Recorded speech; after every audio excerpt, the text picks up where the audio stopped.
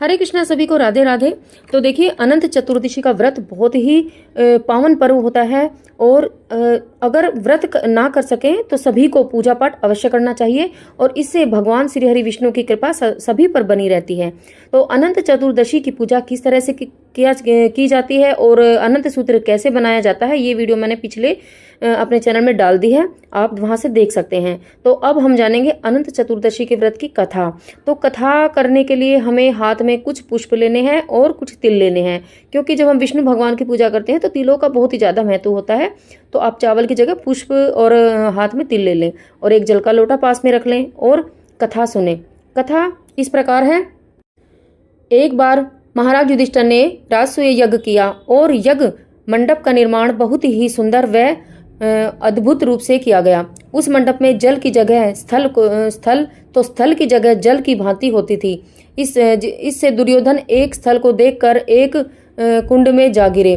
द्रौपदी ने यह देखकर उनका उपहास किया और कहा कि अंधे की संतान भी अंधी होती है। इस कटु वचन से दुर्योधन बहुत आहत हुआ और इस अपमान का बदला लेने के लिए उसने युधिष्ठिर को ध्रुत अर्थात जुआ खेलने के लिए बुलाया और छल से जीत कर पांडवों को 12 वर्ष का वनवास दे दिया। वन में रहते उन्हें अनेकों कष्टों को सामना करना पड़ा। एक दिन वन में भगवान कृष्ण युधिष्ठिर से मिलने आए। युधिष्ठिर ने उन्हें सब हाल बताया और इस विपदा से निकलने का मार्ग भी पूछा। इस पर भगवान कृष्ण ने उन्हें अनंत चतुर्दशी का व्रत करने को कहा और कहा कि इसे करने से खोया हुआ राज्य भी मिल जाएगा। इस वार्तालाप के बाद श्री कृष्ण जी युधिष्ठिर को एक कथा सुनाते हैं।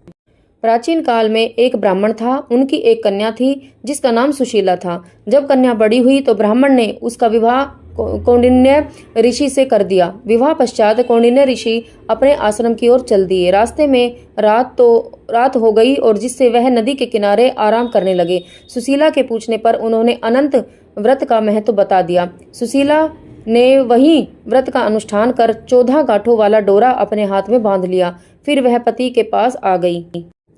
कौंडिन्य ऋषि ने सुशीला के हाथ में बांधे डोरे के बारे में पूछा तो सुशीला ने सारी बात बता दी। कौंडिन्य ऋषि सुशीला की बात से अप्रसन्न हो गए। उसके हाथ में बंधे डोरे को भी आग में डाल दिया। इससे अनंत भगवान का अपमान हुआ, जिसके परिणाम स्वरूप कौंडिन्य ऋषि की सारी संपत्ति नष्ट हो गई। सुशीला ने इसका कारण डोरे को आग में जलाना बताया।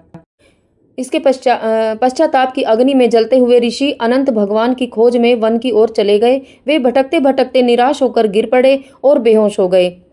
भगवान अनंत ने उन्हें दर्शन देते हुए कहा कि मेरे अपमान के कारण ही तुम्हारी यह दशा हुई है और विपत्तियां आई है, लेकिन तुम्हारे पश्चाताप से मैं तुमसे अब प्रसन्न हूँ। अपने आश्रम में जाओ और 14 वर्षों तक विधि विधान से मेरा यह व्रत करो, इससे तुम्हारे सारे कष्ट दूर हो जाएंगे।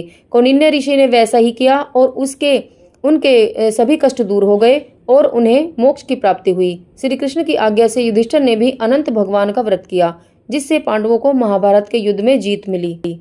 और इसी तरह से अनंत चतुर्दशी के दिन कथा सुनी जाती है और कथा के बाद हाथ में आपने जो पुष्प लिए हैं और जो तिल लिए हैं वो भगवान के सामने अर्पित कर दें, भगवान के चरणों में छोड़ दें, कुछ अपने लोटे में डाल लें और उसके बाद ये जल सूर्य भगवान को आप अर्पित कर दें और व्रत करें। और अगर आप व्रत नहीं करते हैं तो पूजा पाठ अवश्य करें। पूजा पाठ करने से ही बहुत ज़्यादा आपको फल मिलता है। और पूजा पाठ करने के बाद ही अनंत सूत्र अपने कलाई में बांध लें। अगर आप पुरुष हैं तो अपने सीधे हाथ में बांध लें, अगर आप महिला हैं तो आप उल्टे हाथ में बांध लें और जो ये जल है सूर्य भगवान को दे दें। और इसी तरह से अनंत चतुर्दशी की कथा सुनी जाती है। हरे कृष्णा, सभी को राधे राधे।